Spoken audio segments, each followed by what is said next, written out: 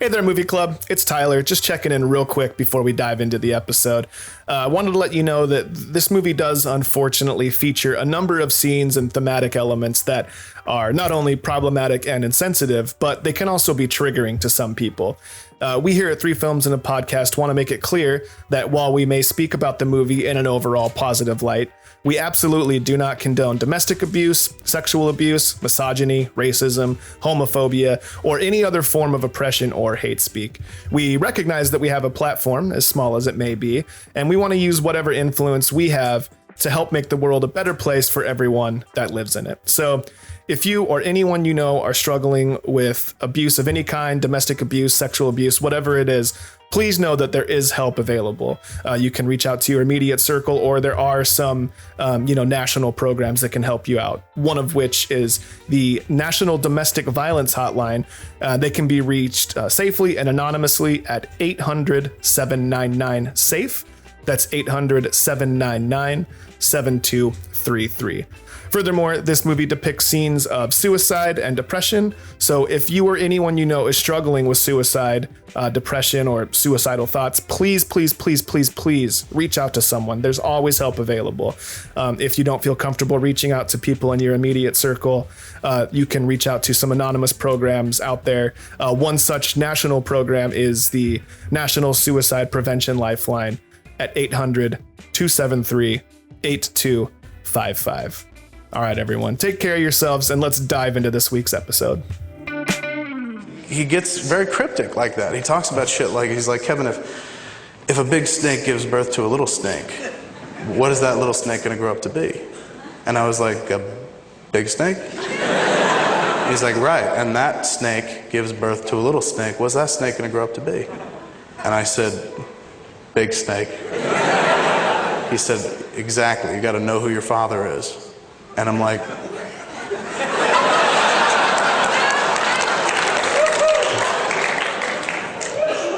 I don't know what that fucking means. So I'm like, I hear you.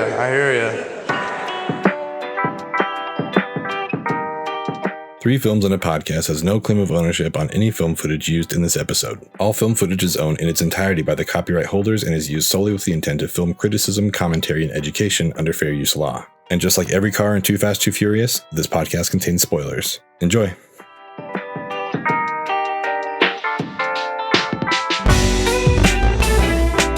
All right. Hello and welcome back to another episode of Three Films and a Podcast. This is the show where three friends challenge themselves to broaden their cinematic horizons through a series of themed rounds. My name is Tyler Beck. I'm coming to you from Portland, Oregon, and I'm joined, as always, by this podcast Iron Man, the Cal Ripken Jr. He hasn't missed an episode yet. Unlike myself, unlike Mr. Weiler, who thankfully was able to make it. But I'm talking about none other than Benjamin Lawhorn in Salt Lake City, Utah. Ben, say hello to the people. How's the family? Family's doing good. Family's doing well. If we don't have the same kind of problems we're about to talk about in this episode, so that's nice. And like I mentioned, Matt Weiler, who got in here by the skin of his teeth, by the seat of his pants. Yeah. Came sliding in at the last second, just like that. Yep. Oh, he's always throwing me off my game. I love it. Matt Weiler, you're in Pleasant Grove, Utah. Say hello to the people. Yep. All right, cool. Yep. Well, if you're new to the show, first of all, you need to know that those sorts of intros for Matt are not abnormal. He comes with something new every week, and I love it. I look forward to it. And now you got me on edge. I think you're gonna keep hopping in like that. Throwing off my flow. You got in my head, Weiler. I apologize. No, it's okay. Sorry. I'm sorry. Let's start over. But in all seriousness, if you're new to the show, thank you for being here. Welcome to the Movie Club. We're super happy to have you. This began as a club amongst the three of us, Ben, Matt, and myself, in a never-ending group chat that's evolved into not only this podcast, but also a community of movie lovers that we are certainly happy to have you be a part of. If you could do us a favor and spread the word to your friends and family, lovers, haters, all of the above. Tell them how to find us. Tell them where they can find us. Spotify, YouTube, wherever else people find podcasts. We'd be forever grateful for your help in spreading the word. And while you're at it, don't forget to check out our shop at 3filmspod.com for cool merch and information, how to become an invested supporter through our Patreon support options. Okay, now that we've taken care of all this housekeeping, I think we should just dive right into this week's episode. Huh? What do you think? What do you think, Matt? Okay. Okay. All right. Thumbs up for Matt. Okay. Because we're doing this right. We're doing this. So this week we're beginning a brand new round of movies, all centered around the central theme of just music movies. I don't know. I not necessarily musicals per se, but when I came up with this round, I was just wanting to watch movies about music. And we've done we've talked about Sing Street on this pod, and we've done some other ones. And I chose to do music movies because, frankly, I just wanted to watch the movie that we're about to talk about this week's episode. It had been on my list for years, but for whatever reason had just never made it to my TV screen. So I'm talking, of course, about the 1984 musical drama directed by Albert Magnol? How do you say that? Anyone know? I think you nailed it. Albert Magnoli. Albert Magnoli. That's right. I was missing an I. Al, like and subscribe. We're big fans over there at Three Films Pod. But yeah, directed by Albert Magnoli, starring none other than Prince himself, the artist formerly and currently and always in our hearts known as Prince, Apollonia and Morris Day. But before we dive into the movie, I need to introduce the fourth voice that you've heard, the fourth face that you've seen on your screens. It's our very special guest, longtime friend of the pod, Joshua Johnston. Say hello to the people, Josh. Hello, ladies and gentlemen. The revolution. No. Yes, I love it. Josh is the Speaking revolution. of fours, is this your fourth time on, or is this third? I think it might be third. We did gangster movie drafts. We came on, we spoke about, it was the Kubrick movie? Paths of Glory. Paths of Glory. Oh, that's okay. right. Yep. Yeah. All right. So I So came this is on a for third. Pass. Yes. Nice. Third time's a charm. Here we go. Three Timers Club. I love it. Yeah, are you the first? Is he the I first? think he is. Yeah. Maybe Ashley. So but we've yeah. got Be like We've Steve got Martin up in here. That's you right. are. we get jackets I was made. gonna call you our Alec Baldwin, or like SNL or Alec Baldwin. Yeah. But I don't know how people feel about Alec Baldwin. I'd rather I be don't know. Steve Martin. Yeah, let's be Steve Yes. Martin. We'll go Steve Martin. Baldwin's pretty complicated. Yeah. Let's Yeah, just it's say a complicated fella. that. Yeah. Speaking of complicated, Yeah. Here we go. No kidding. Well, we'll get into that. Well, anyways, we're super happy to have you. Thank you again for being here. And if people want to know a little bit more about you, obviously they can check out your movie club questions that we have recorded and put on our YouTube channel. But anywhere else you want to point people towards where they can find you and get to know you more? So it's taken me years to do it, but I finally got myself a domain name. Nice. And Nice. And I'll be by the time this goes out, my website should be going. JL Johnston. That's JOHNSTON.art. Nice. I love it. We Awesome. want the best for not only you, but everyone in the movie club, everyone watching and listening. So that's awesome. Go check it out. JLJohnson.art. My man is an incredible artist. He has a flair and a style that is unique and wonderful. And I'm not an art critic, so I don't know all the fancy words to say the nice things, Those but are it's them. good stuff. That's So good. Matt, make sure you check him Matt out. Weiler knows. Yeah. Yeah. So if you want to hear Josh's Clubhouse questions, go back and listen to the gangster crime movie drafts. That's or right. if you want to watch it, we have our own Clubhouse questions playlist on our YouTube channel. So you can watch Josh's, who was the very first one. That's very right. first Clubhouse. Yeah. And everyone else is there too. I'm number one Yeah. and number three.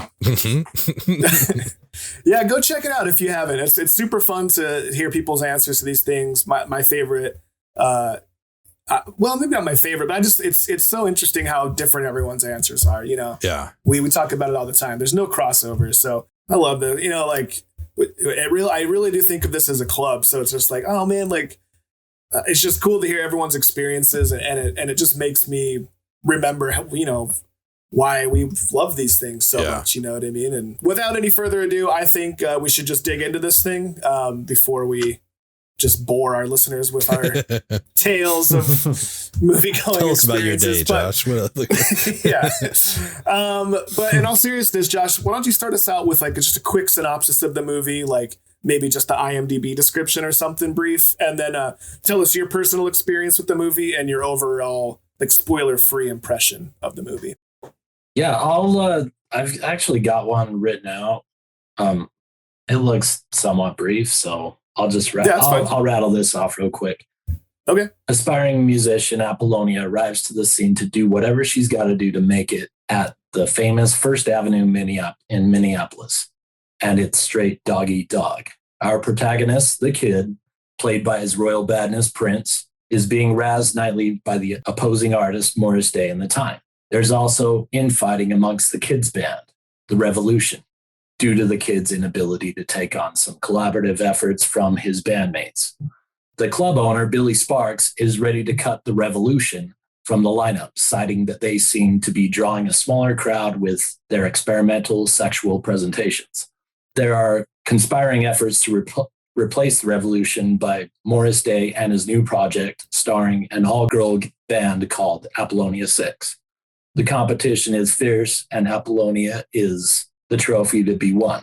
These hard times for the kid are emphasized at home with his very controlling and abusive father, who was also a musical prodigy in his day. The kid seems doomed to repeat his father's path of violence and control issues. Can the kid escape this cycle? Beautiful. I love it. Someone hire this man. Yeah. Yeah, that was Thanks. good. Yeah, that's awesome. a perfect encapsulation. So, when was the first time you saw this movie? I think Ben and I were talking. It's a first viewing for us, but what was your personal experience with this one? I was really, really young. I was way, way too young to be watching it. So we had a lot of VHS tapes all over the place. My mom used to run a salon, and there was just recordings of HBO movies all the time for people she would do services on, all that stuff. And I remember my dad, because he was a musician, Chicago in the 70s, he talked a lot about Prince. He's like, this guy is amazing. He can play every instrument on the stage, and he's just amazing. So there was that portion of it. And then I had an older sister, and this was probably more geared towards her. She enamored this movie. Like she knew every line, and it was just always on in my house. Nice. So we always had that going. I was very familiar with the soundtrack. Because I was exposed to it so early, I couldn't really understand really what was going on with it. Yeah, that's probably a good thing. Yeah, I mean, I was probably like 7 or 8 or something like that. All I think I know about that time is that I was being exposed to some great art, with the music and the emotions that were coming out in the music. The acting, again, I couldn't understand what was going on. Morris Day is an asshole. Yeah. But he looks good. He looks really good. But he looks so sharp. Yeah. Sharp as And man. I was in love with Apollonia, so. I mean, who isn't? We're going to talk about that quite a bit throughout this episode, I'm sure. Ben, you told me this was a first watch for you. What's been your experience and thoughts about this movie? Yeah, I think like a lot of people just in general, you're familiar with the soundtrack, the song at the very least, but the soundtrack probably before the movie. And that's where I fall in. I love the soundtrack. It's amazing. And it was so fun after years and years of listening to it to finally put like the narrative in place, because the songs on their own, you know what I mean? It's like, what the fuck? What's Computer Blue? Like, I don't know. I don't get that. You know what I mean? Like, how does this fit in here? But, you watch the movie and you just kind of see how it all like transpires. Like, okay, now I get like, now when I go back and listen to it, it's like, oh, this all really works well. I loved the movie. This is, like I said, this was the first watch. I had seen like the Lake Minnetonka scene before. That was it. Probably in my youth, just like trying to see boobs on HBO or something. I don't remember like what the context was. I'm pretty sure that was it. Like, here's the good part of the movie. But it was fun to like watch the whole thing and just really understand. Like I we'll get into like our thoughts overall. But I had a great time. I had a lot of fun with this movie. Yeah. What about you, Matt? Had you seen this before? I had not seen this before. I had the Purple Rain album in my house growing up, so I was somewhat familiar with the music. It didn't get a lot of rotation, just because I was not as familiar with the music. But we did own that, and honestly, like a lot of white kids, my first experience with like this version of Prince was from the Chappelle Show sketch. Yeah. You got a towel, man? It's kind of hot out here, man. Why don't you purify yourself in the waters of Lake Minnetonka? Good. And so I kind of spoofs on what Prince is portraying in this movie. So a lot of like the jokes in that sketch are kind of referenced in this. So that was fun to see, but I hadn't actually like, dove in. And I mean, there's some really, really awesome scenes in this. So I was really glad that you picked it, Tyler, because now I feel like there was a void in my pop culture arsenal that has now been filled. For sure. Yes. I couldn't agree with that more. I think my experience is closer to yours, Matt. This is my first time seeing the movie in its entirety. And overall, I really liked it. There's some problematic stuff in here that we'll talk about. But, overall, I loved it. And Prince has just always been one of those figures that's like always been in my life, kind of like Michael Jackson or like Arnold Schwarzenegger or Michael Jordan or whatever, He was just always so prominent in pop culture that I've just kind of always known who he was. But it took me a while to actually like understand him or appreciate him and his talent and his skill and his influence. It took me like kind of like well into my 20s, like mid to late 20s. But as I got older, like he stopped being just kind of like the weird guy that I knew as a kid that wore purple and called himself a symbol, like all that stuff, all those more nuanced things and the actual artistry of who he is and what he does was just lost on me. So I didn't really get into his music until later. So it's actually been kind of fun to like get to experience him now, what I mean? But I remember seeing him on when I really like my perception of him as a musician, as an artist changed. I saw an acoustic set on VH1, I think a long time ago. It's like, I don't remember exactly when it was, but he was on TV. He was sitting on a stool and he was just playing acoustic versions of his songs. He would like tell a story and then go into the song. It was like watching acoustic Purple Rain, right? Yeah, like, yeah. He would set up the song and then play the song. And I was like, what the fuck? Like, this is what Prince is? Like, this guy's awesome, Because he was such a cool storyteller and so talented, such a great singer and guitar player. And I just was like, oh, okay. I always just kind of thought he was like purple.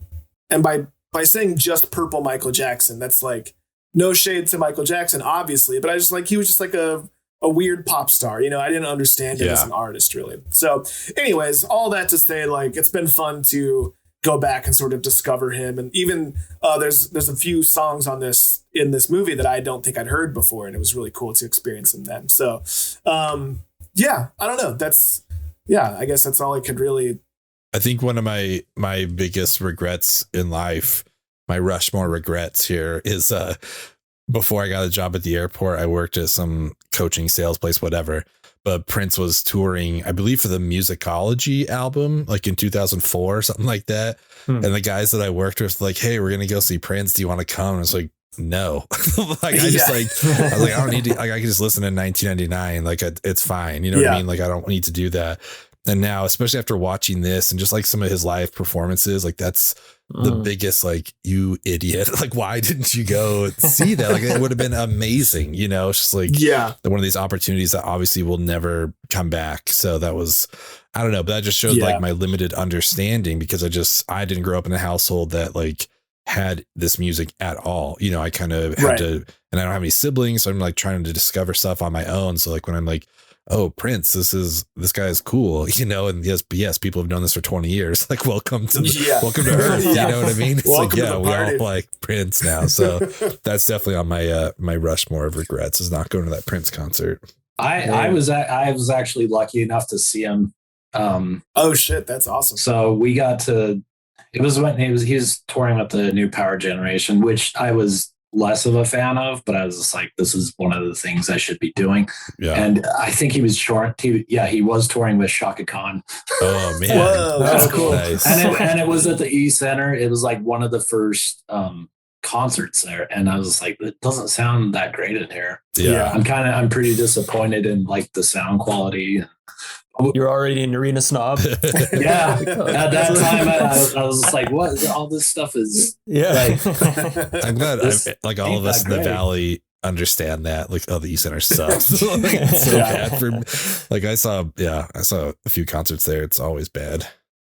I've seen a few comedy shows there that were good. Like just spoken word was fine. Yeah, for sure. But yeah, most arena shows are pretty bad. I grew up in a house of country music. So like Prince was like as far off the radar as it could have possibly been. You know what I mean? So, yeah, I don't know, man. He's a really fucking cool guy. I'm super excited to talk about him. I mentioned earlier briefly that I felt this movie, well, maybe I didn't mention.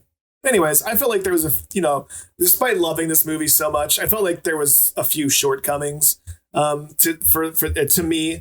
Like at times I felt the movie was just like simply just trying to be cool as opposed to just trying to tell the story, which isn't necessarily a bad thing, but I don't know. Sometimes it just didn't always work for me. And so like an example would have been like when Prince first sees Apollonia at the bar and he just kind of like stands there and they do this really cool like camera pan, like camera zoom pan, like it's a really cool shot, but it's just like he's just standing there staring, wearing sunglasses in the club, just like in a way that like not only in real life would have been awkward, but I just couldn't buy the way that it was happening, right? Like her response and whatever, like she wouldn't be into this. This is fucking weird, So like, but it looked great. Like the club was all smoky and purple. And so I don't know, I could never tell if it was just trying to be cool or if it's just trying to be like a serious story. Like it felt like Prince really wanted this to be like the movie, right? Like he wanted to be like a movie star because of this. So yeah, I don't know.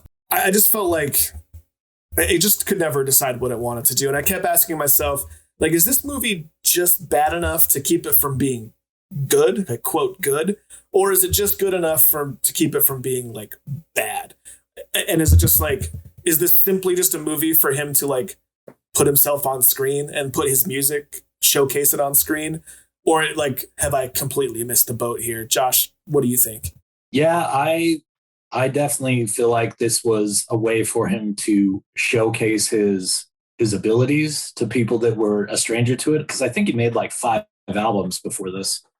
It's got kind of that high school acting in it. Like there's only 3 real actors in this entire movie. Yeah.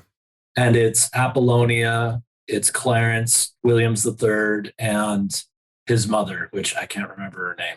Yeah, it's like Mom, Dad, and Apollonia. That's it. Yeah. Those are the only 3 actors, and the rest of them are just musicians, I assume, part of the Prince camp. Probably people that are always just hanging out at First Avenue.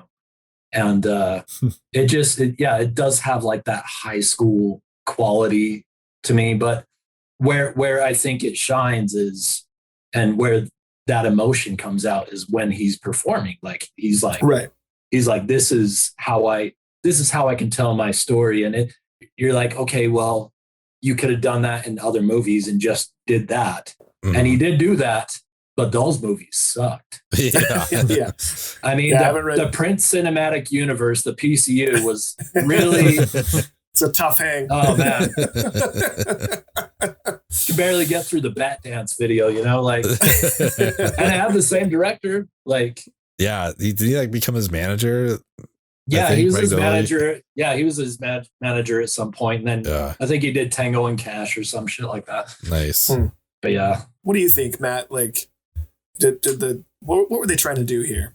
So I mean, anytime you have the artist as like the star of like this movie that is like sequenced with music video type sequences, I think the goal is just to dramatize the music, and like Josh said, like the exposure of it all. And Prince is an interesting enough character where you can kind of build a narrative around it. It reminded me of 8 Mile, and I saw online that there's like a comparison to 8 Mile. Like 8 Mile is like a people commented how much 8 Mile was like Purple Rain. And it's like, I feel like Eminem was able to do it in a more authentic way, just by the way that this type of movie was received. Because Prince, while he's still trying to tell like a little bit of a narrative of I guess maybe his backstory, there's still he's still trying to look cool while doing it. Yeah. So it's like you lose a little bit of authenticity and maybe a little bit of the emotion involved there. But to me, like that scene where they're at the club and he's with Apollonia for the first time, like, and he does like that Batman disappeared. Yeah. That's such a good way of putting it too, by the way. Like he was like, I don't know if everyone knows, but he was such a fan of Batman. Like that was the first thing he played on the piano. Batman moment. Oh, really? Yeah. This movie reminded me, like it kind of is made like a superhero movie. Like it kind of reminds me of the first Batman movie in a way. Like you substitute like the band with his like superhero, persona, but like he still goes home to, a normal house. Like his secret identity is essentially this, superstar, this musician. Yeah. Yeah. And then like he brings Apollonia home and she gets to see all of it. That's like her discovering his identity. Like, right. There are elements to this that are very much in like, it's like he created a superhero genre for music movies or for like a band movie. I love that perspective, man. I didn't even think about that, but you're totally right. Like, and she was Kim Basinger, who was also an 8 Mile, who Prince also dated. Whoa. Weird. Full circle, man. Yeah. It's like, he really did, like, most artists that we know of, like, the Princes and the Bob Dylans and the Madonnas, whoever, like they have their persona, right? They do have their larger than life, like sort of superhero persona. But then there's also like the mild mannered guy from the Midwest behind it all, I do, for some reason, I feel like Prince might have been a little bit of like all of that. Like I think Prince was just Prince. Like I don't think, Matt, that you were insinuating that he was like putting on an air, like putting on a character. I kind of just feel like that was just him. Yeah. Like Josh, you shared that Kevin Smith talk with Ben, and I had seen that before about him talking about going to film this documentary that never came out. Yeah. And I just feel like Prince was just a weird guy that was really fucking talented and he was eccentric. Yeah. He just made it all work. I mean, that's exactly how I feel about this movie because if you look at it like critically, stand back from it, it's like, oh yeah, some of this seems amateur-ish, whatever. But I go into the movie knowing this is a Prince movie. And so everything just seems like intentional and I'm on board with it. It's kind of like the outfits that Prince wears. Like I could never wear anything like that. But with Prince wearing it, it's like, oh, it's so cool. Like, obviously it's cool because Prince is wearing it. I couldn't do it. And that's how I went into this movie. I was like, oh, the Batman disappear? Like, that was fucking cool. But if I'd seen it in another movie, it's like, what are they doing? Like, he just like disappears. That doesn't make any sense. Like, you can't do that. So like, that's how I experienced this movie. And maybe it's with, purple tinted glasses on, but it's like, this is awesome. Like, this is all intentional. Someone's drinking the purple Kool-Aid. Yeah, exactly. It was like, this is great. This is all like working perfectly. And I think it's just because whatever decision was made in my mind, Prince signed off on it. So it's like, okay, must be cool. Like if Prince is on board, I'm on board. I love this, like give me more. Yeah. So I don't know. I thought it was trying to be cool, but like it was cool. I think, I don't know. It was Prince, it's exactly what it was supposed to be. And I think that's why it transcends. It's sort of, I completely agree. I think the movie was certainly more concerned with being cool than telling the story, which I don't think is a bad thing. It's just that like, I felt like there was enough like meat on the bone to like tell a cool story, the stuff with his family and getting to know more about his personal struggles and even the stuff with Apollonia and like, there was a lot going on that they could have really dug into. And so like, maybe it was just the case that like Prince wanted to do some stuff and you just can't tell Prince no. It's like, you're going to tell Prince he can't have his Batman moment. Like, that's not going to happen. So I don't know.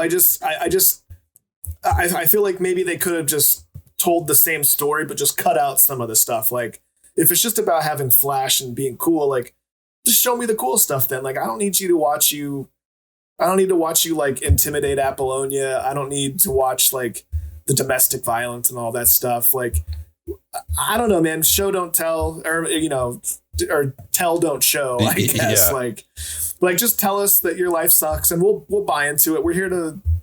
I don't know, man. I just feel like they could have picked a lane a little bit more. But all that said, I fucking loved the movie, so it's like I would watch it again in a heartbeat. So I can't be too hard on it, but I was just like, I feel like this could have been such a great movie if they would have chosen a lane. Like it would have been a true classic as opposed to like the cult classic, I guess. I think it really reflects that we're dealing with two first timers here, both in Prince and Magnolia, because like Magnolia had edited some stuff, but this is really his first feature. And yeah, if I'm in his shoes, it's like, hey, Prince wants to make a movie about his life. Do you want to direct it? I was like, yeah, whatever he wants to do, like, let's do it. Like you want to purify yourself. Yeah, let's go. Let's shoot that. We got to get that for sure. It's like whatever you want to do, I'm on board. So yeah, I think that's also the charm in it, though. It's like it's kind of the, I don't know, just talk about Chappelle again. The I didn't know I couldn't do that. They just like did stuff. Like, I don't know. Let's do it. Let's make this like half a concert and then half a movie. And because we got like 7 or 8 full performances between The Revolution and The Time and Apollonia 6. Like a lot of other movies like would have just like, cool, you get the first verse, let's move on with the narrative. And Prince like, nope, we're gonna watch my whole performance and then we can move on with the narrative. But I think that's what makes this so great. Well, thank God they made that decision, because like we talked about,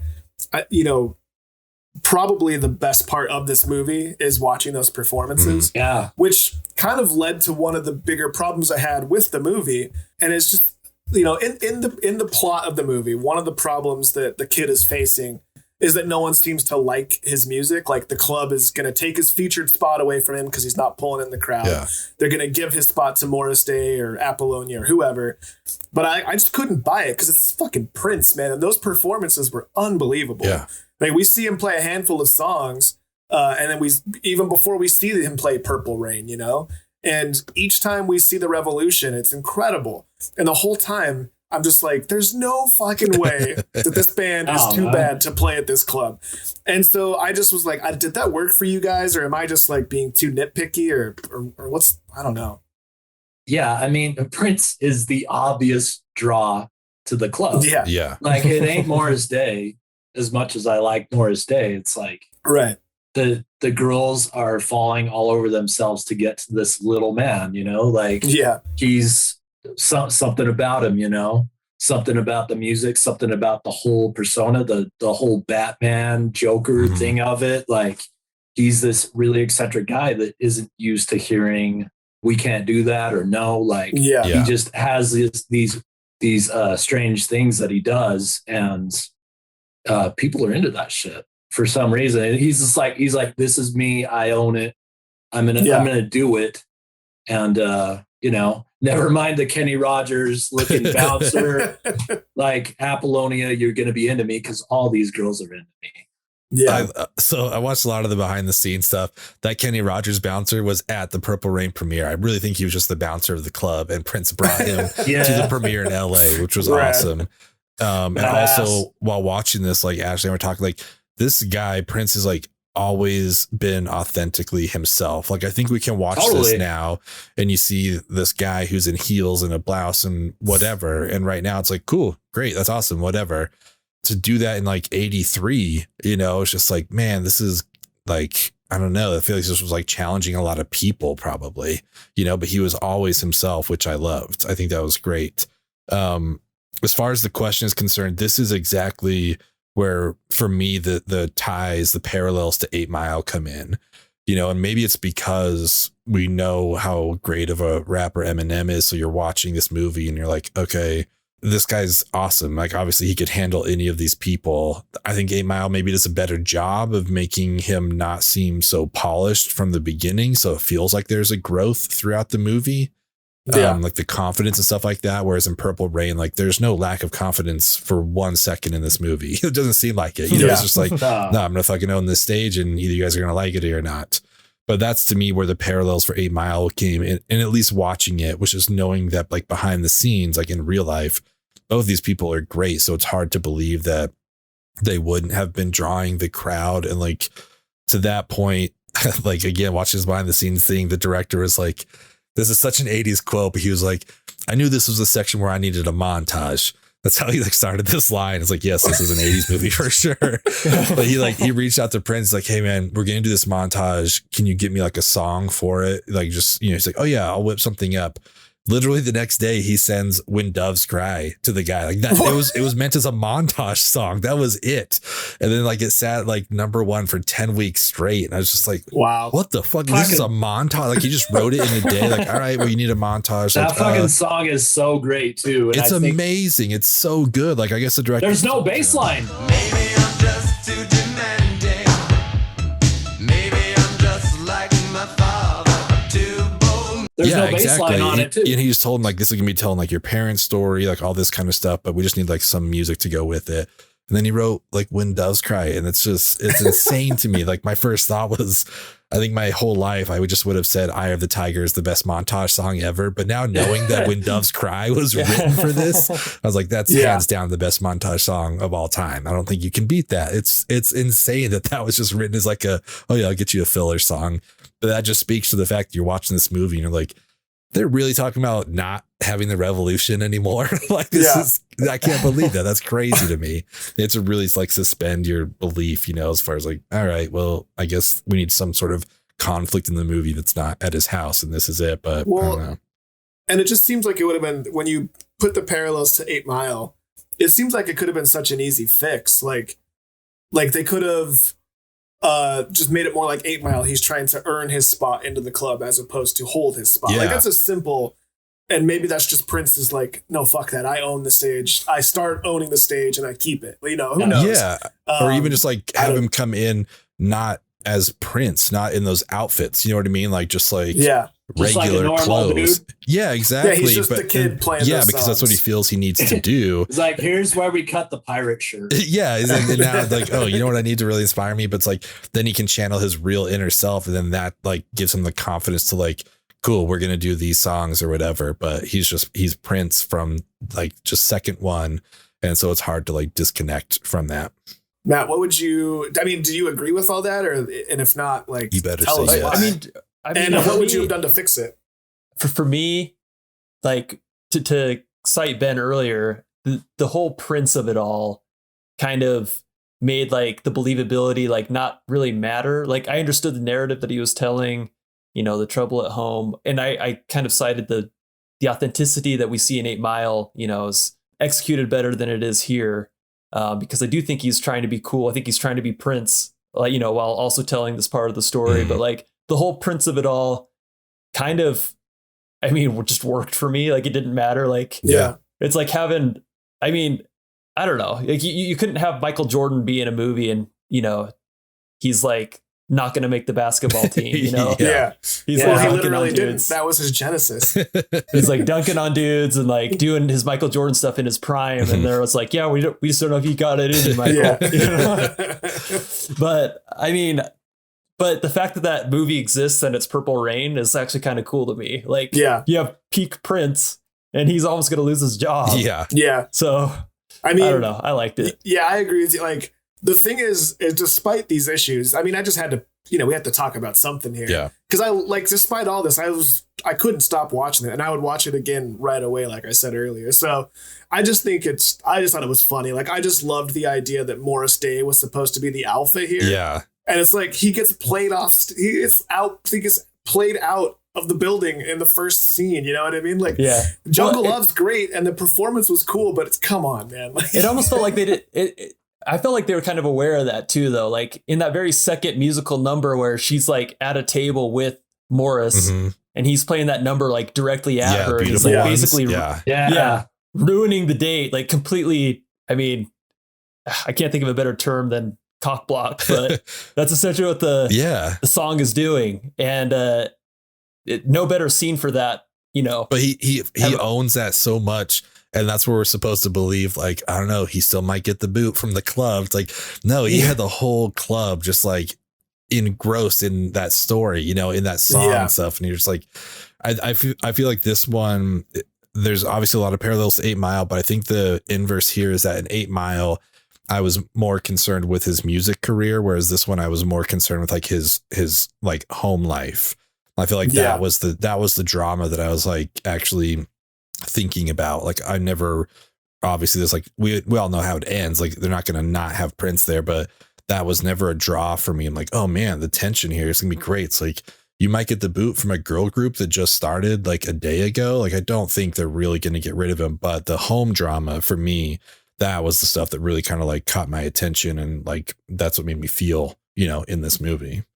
Well, and that's where you get like, this whole persona of Prince, like there's where you like see the chink in the armor, because, and, like we've talked about how high school some of the performances are, but I feel differently about Clarence Williams III, man. I think for me, when I was a kid, when I saw him, I was like, he's scary as shit. Yeah. This is some real stuff that's happening at home, and it's scary, and he's scared, and he's getting, knocked out in one room and he's flying into the other room. Like that's how hard his dad is hitting him, and his dad's beating his wife's ass. And that's where you like see, oh, like this is where everything like comes to the ground for him. Yeah. Yeah. I mean, all that stuff, the movie never glorified any of the violence or anything. No, not at all. But it was, it sure was tough to watch, man. And like you were saying, Ben, and I think all of you were saying, like, I just do kind of wish they would have. I mean, I don't want to see more of that stuff. I don't want them to lean into that stuff. But like that was like you were saying, that's where the interesting stuff is happening, because we know Prince is going to be fine. You know what I mean? It's like, that's why, when you watch the Titanic, the boat's going to sink. That's why the story wasn't about the boat sinking. You know what I mean? Like, exactly. I don't know. I just feel like, there was enough in this movie that it could have been like a really great story. And in the end, it was just like it was a fun movie to watch and a fun story to see.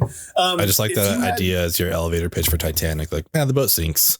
Cool. Yeah. I'll check it out, man. That sounds great. Like, I want to see this. You should see the people falling and hitting the poles and shit. It's funny.